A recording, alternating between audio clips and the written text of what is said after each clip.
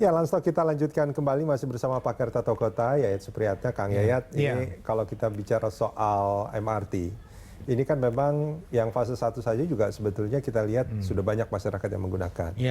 Dan ketika pertama kali itu beroperasi, kita lihat antusias warga luar biasa kan. Artinya banyak sekali masyarakat yang bukan hanya sekedar pengen tahu, memang mengharapkan ini sebetulnya kan. Di sisi lain karena mungkin macet dan lain sebagainya. Ini menarik loh. Sebetulnya tulang punggung transportasi Jakarta itu berbasis rel. Sejak awal perencanaan desain master plan itu, cuman pada waktu itu kita akui undang-undang perkeretaapian sebelum ada yang terbaru ini, masalah rel itu urusan pusat. Sekarang dengan adanya undang-undang kereta api itu, pemerintah daerah diberikan otoritas untuk membangun jaringan rel kereta api. Nah sekarang kan kita lihat untuk pengguna KCI ya, kereta api komuter Indonesia itu ya di luar COVID lah kemarin. Itu udah 1,2 juta targetnya. Sementara Transjakarta itu sudah hampir mendekati 900.000. Sementara MRT sudah cukup tinggi lah, antara 200.000 atau 300.000. Artinya apa? Kalau misalnya target tata ruang kita itu 60%. Mobilitas warga itu menggunakan public transport, ya ini jawabannya. Ini jawabannya. Ini jawabannya. Cuman sekali lagi persoalannya bukan sekedar membangun transportnya. Karena fungsi transportasi hanya mendukung kegiatan. Nah sesudah dibangun, tumbuh kembang nggak kegiatan-kegiatan ekonominya. Jadi kan pertanyaannya sekarang gini. Tapi kalau maaf saya potong.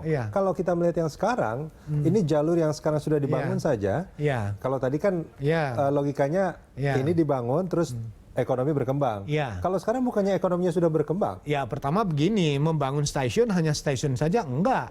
Dia harus punya nilai jual, nilai tambah. Kalau ada TOD, Transit Oriented Development, orang tinggal di stasiun dekat tuh, belanja di situ dan sebagainya. Nah, bagaimanapun untuk membiayai operasional penumpang itu kan nggak bisa selamanya pakai ini subsidi.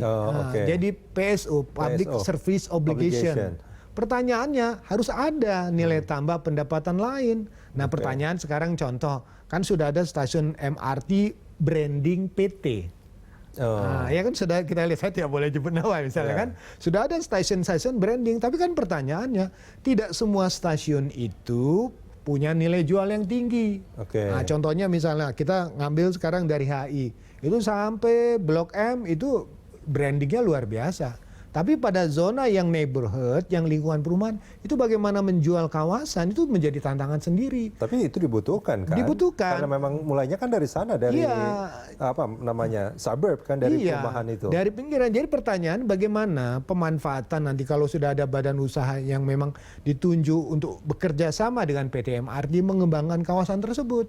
Karena sekali lagi saya mengatakan, biaya fase 2 ini kan hampir lebih dari 1,5-nya. Dari yang fase 1. Ya, kita fase 1 mungkin per kilometernya hampir 1 T lah kan. Sekarang ini cukup tinggi karena kendalanya juga tinggi.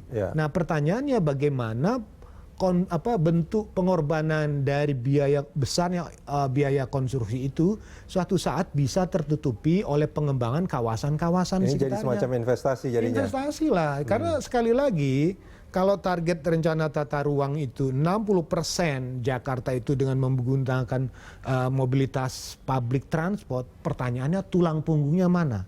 Tulang punggungnya itu rel, misalnya di Unpan dari kereta api rel Indonesia KCI sekitar 1,2, nanti misalnya Transjakarta yang hampir 900.000-an. Kalau udah rata-rata mendekati 3 juta, 4 juta itu luar biasa. Dan kita tahu di Jakarta ini dengan kondisi padat, pola perjalanan ini sudah mendekati hampir 100 juta perjalanan. Artinya? Artinya begitu padatnya. Dan mohon maaf ya, kita sekarang itu otomatis tumbuh kembangnya perumahan-perumahan baru di sekitar Jakarta. Orang kan terus terang aja dengan adanya tumbuh kembangnya perumahan itu harus didukung oleh public transport. Sekarang yang sudah membentuk sekarang hanya dihubungkan oleh jaringan jalan tol. Nah sekarang bagaimana nanti kereta api terintegrasi dengan feedernya.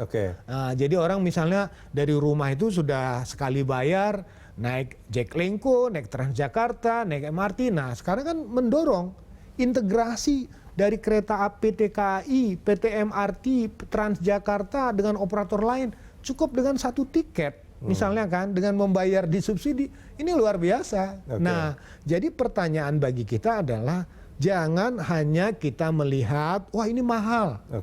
Justru pembelajaran kita dapat di sini adalah apakah kita mampu nggak mengatasi kendala lingkungannya tadi ya, penurunan tanah dan sebagainya. Kedua, apakah kita mampu tidak misalnya tadi memasuki kawasan cagar budaya, dipetakan. Sekarang kan kota tua itu tidak begitu menarik lah bagi kalangan menengah ke atas. Tapi begitu nanti ada MRT, Ancolnya dibangun, kota tuanya dibangun, simpul-simpul Monasnya sampai ke wilayah selatannya dibangun, itu udah membuat orang tidak perlu bawa kendaraan lagi. Tapi pertanyaannya itu kan, kapan nih gitu kan? Nah, bagaimana mampu kita tidak menghadapi kendala-kendala yang tadi dikatakan oleh Pak William? Kalau mereka sudah punya targetnya, ya kita harapkan mereka sudah punya jawabannya kan? Artinya kan begini, suatu saat kita kan berharap mudah-mudahan di balik musibah COVID ini tidak mendorong kita menjadi seperti tidak bersemangat ya kan. Artinya mungkin masalah COVID, pandemi suatu saat mungkin terselesaikan dan masyarakat hidup mulai normal dan public transport makin dibutuhkan.